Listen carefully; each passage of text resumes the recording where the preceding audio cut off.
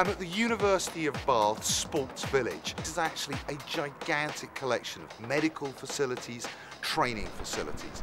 This will be the base for Team GB Paralympics. The entire crew will be here for the month of August, getting ready for the Paralympic Games in London 2012.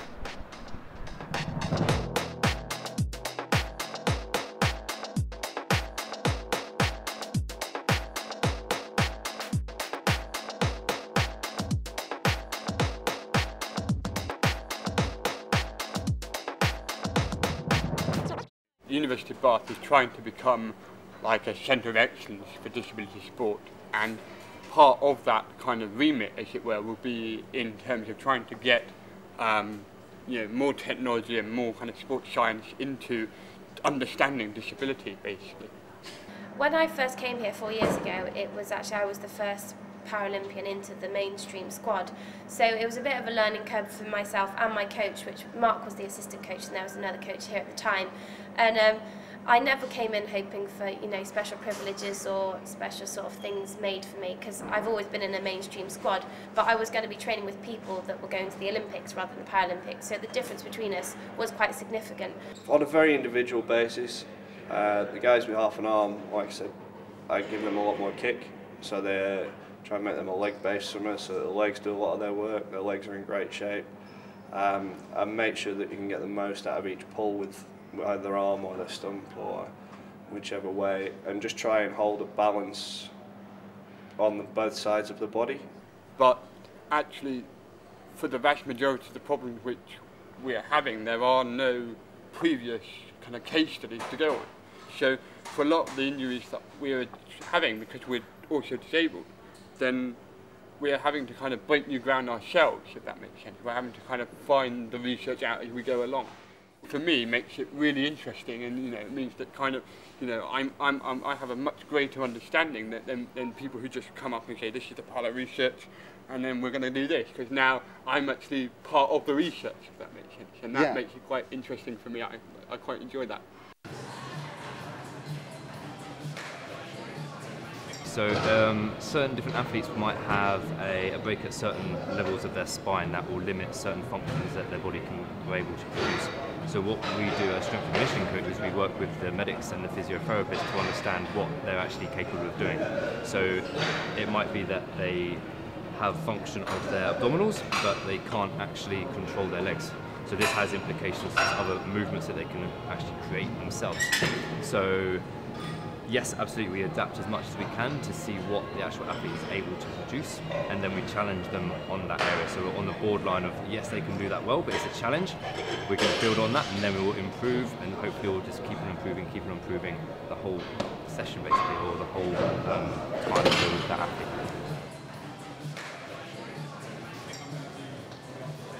The idea that I would be dealing with Ben and his cerebral palsy specifically in a different manner at any point than I do with any other athlete is really not true. All those things that I have to deal with an athlete are still there, and sometimes you have to just take it as a specific thing to Ben, and it's not to do with the cerebral palsy, and effectively that's how it works. I mean, there isn't.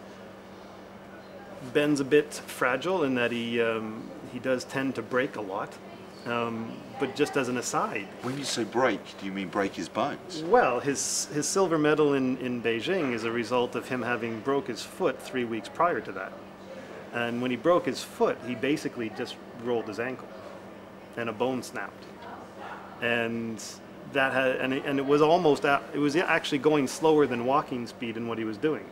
So it's not really to do with cerebral palsy, it's just that's Ben.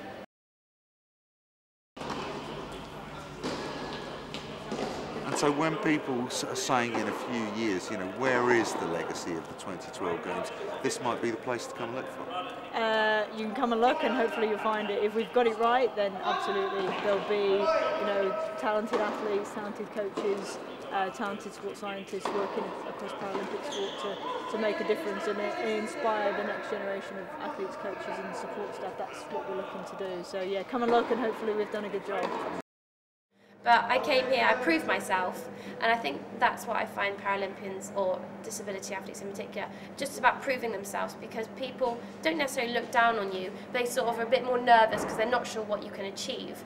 And if you can come here and show people, you know, I can get in and swim just as hard as them, might not be as fast, but my whole mentality and my passion for the sport is just as good as people with 2 hands or 2 legs sort of thing. So came here, proved myself, and I felt a part of the team pretty much from the day I've got here.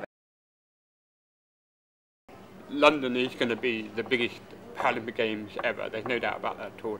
You know, and that's thanks mainly to the British public. You know, they've given their support to Paralympic sport in a way that they haven't done before. And you know, actually, it's credit to them that our Paralympic team are now so strong and now in such a good position to go and win medals. You know, I mean, my hopes for London, as it were, are that people will see disability in a different way, and that people will understand that it's not just about being disabled, and it's not just about what you can't do, but it's so much more about what you can do, if that makes sense. It's so much more about finding out the things that you can do and doing them really well. And I think that that's not only a message for disabled people, but I think that's also a message for everybody, actually. And you know, if everybody just went out there and did what they did really well, then we'd have a much happier society as a result. I'm pretty sure about that.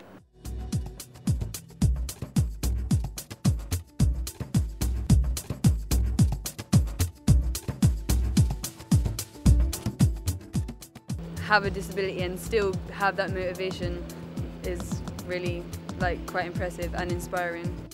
I think they're absolutely amazing people, and they just seem so positive about everything they're doing, and the sports that they do are just incredible. I mean, to set records and get medals for what they're doing is absolutely amazing. And coming here has made me want to get into sport again, and yeah.